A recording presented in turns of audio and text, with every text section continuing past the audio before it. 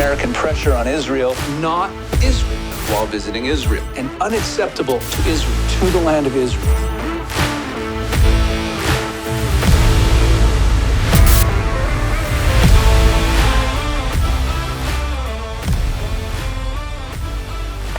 My dear friends, the war in Gaza could end tomorrow if Hamas surrenders, disarms, and returns all the hostages.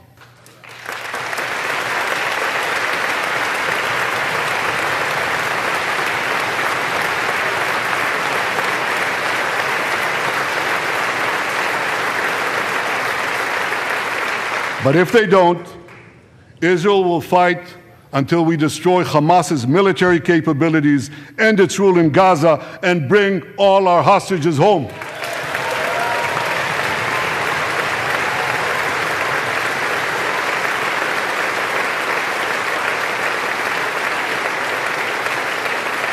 That's what total victory means, and we will settle for nothing less.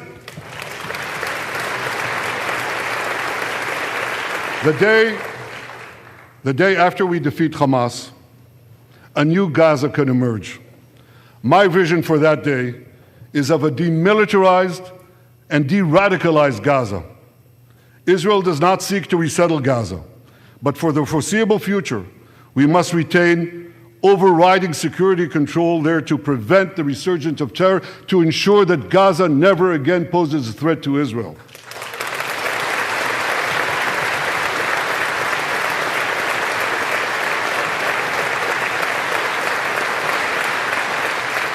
Gaza should have a civilian administration run by Palestinians who do not seek to destroy Israel. That's not too much to ask. It's a fundamental thing that we have a right to demand and to receive.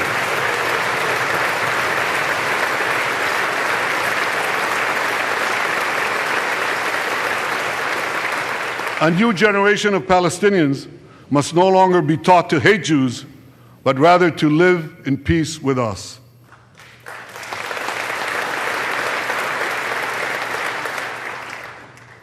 Those twin words, demilitarization and de-radicalization, those two concepts were applied to Germany and Japan after World War II, and that led to decades of peace, prosperity, and security.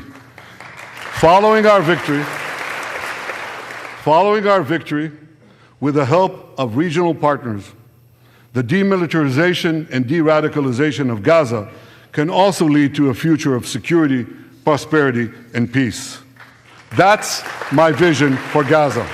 I promise you this: no matter how long it takes, no matter how difficult the road ahead, Israel will not relent, Israel will not bend. We will defend our land, we will defend our people, we will fight until we achieve victory. Victory over liberty, rather victory of liberty over tyranny, victory of life over death, victory of good over evil. That's our solemn commitment. Welcome to Eyes on Israel. We have a great show for you today. We'll be speaking with Major Elliot Chodoff to get a full update on the war situation in the Middle East. Mark Zell, who leads the GOP in Israel, will be with us, talk about the RNC. And don't miss our final segment today, an important biblical teaching about liberty and God. Prime Minister Netanyahu gave a historic address to a joint session of Congress on Thursday. He's the only foreign leader to address Congress 4 times, a testament both to his own success as Israel's longest-serving prime minister, as well as to the close alliance between Israel and the United States. We open with Prime Minister Netanyahu's comments about victory and the hope for a better future for Gaza. In my opinion, this was the most important part of the speech. You see, the Western world has lost sight of the value of victory. Ever since World War II, the goal of Western powers, whenever there's a military conflict, is de-escalation and ceasefire, unless they decide to keep the war going indefinitely before abandoning the conflict unresolved. Victory, where one side is unequivocally defeated, just seems to never be on the agenda. And this is a serious problem. It's an ethical problem. It's a problem because history teaches us that clear victory, ending in surrender, is a prerequisite for real change. Prime Minister Netanyahu cited the two examples of Japan and Germany. Both those nations were taken over by genocidal ideologies that led to World War II, and both became benign, peaceful nations rather quickly because they were defeated. Victory sends a clear message to the population that the ideology they embraced has lost and must be abandoned. It's a necessary precondition for any hope of what Prime Minister Netanyahu was talking about, a de-radicalized Gazan population.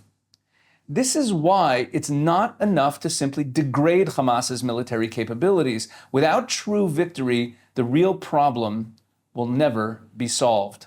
That was only one of many important things that Prime Minister Netanyahu said. Joining me now to break down the speech and to react to it is senior editor-at-large of Newsweek, our good friend Josh Hammer. He's also the host of The Josh Hammer Show. Josh, welcome back to Eyes on Israel. Pesach, it's a pleasure. Thanks for having me. So, Josh, you watched the speech as a close watcher of Israel and of Prime Minister Netanyahu. What did you think of what he said, of what he didn't say? What are your thoughts? You know, it was a very good speech. It took a little while, Pesach, to get going. I mean, the first kind of 20, 25 minutes were kind of formalities, pleasantries. To be clear, a lot of important pleasantries. I mean, recognizing the heroic soldiers, including that one man who literally ran 8 miles to Gaza to defend his people and his nation.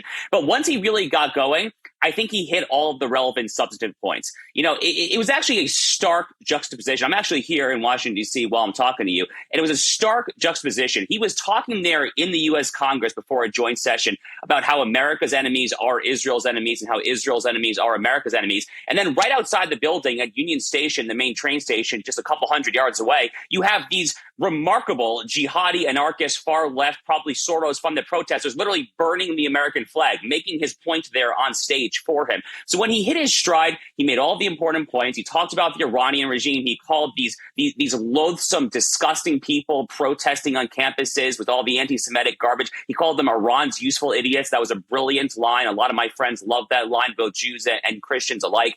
So he made all of his points. The Abraham Accords emphasis was very important, calling it the Abraham Alliance. When he really got going, Pesach, I thought it was an excellent speech. I hope it breaks through the news cycle. The news cycle here in America is the most chaotic it's frankly been in my entire lifetime, with all the Trump news, the Biden news, Kamala Harris. So as long as it can penetrate the news cycle, I think it's going to have an impact. Yeah, Josh, you know, I was thinking about Kamala Harris, and I was actually just asked about it on a different program. And I recall that at the beginning of November, in response to everything that happened since October 7th, she called for a new national initiative, a new task force to combat Islamophobia. Along with, that was her response to October 7th. And along with the fact that when she was a senator, she was probably the most anti-Israel senator in Congress. So while I have you here, I mean, obviously the president, I don't know what goes on in the White House these days. Joe Biden clearly wasn't calling the shots for years, and I don't know if Kamala Harris will be. But what are your thoughts, while I have you here and we're talking about Israel, what are your thoughts on a Kamala Harris presidency and the state of Israel?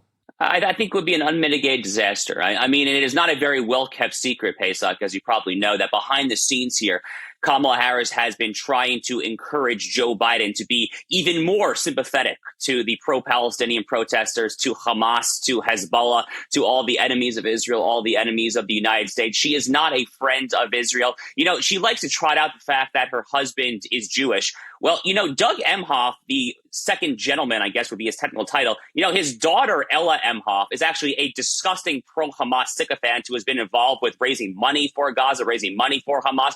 So, to trot that guy out as like your token Jew, I mean, would basically be like trotting out a token Jew while he's eating like a bacon sandwich on national TV. I mean, this is not a good demonstration, certainly of support for the Jewish people and the Jewish state. So I think it would be an unmitigated disaster. The contrast between Donald Trump's record on Israel, on U.S.-Israel relations, the Iran deal, the Abraham Accords, the contrast is remarkably stark. And I think Kamala Harris would be even more of a disaster for Israel and U.S.-Israel relations than if Joe Biden were reelected. And to be clear, that's a pretty low bar in the first place. So, Josh, I noticed in the speech also that I noticed in the speech that while Prime Minister Netanyahu said some nice things about Joe Biden, he also did call out the administration for slow walking the weapons.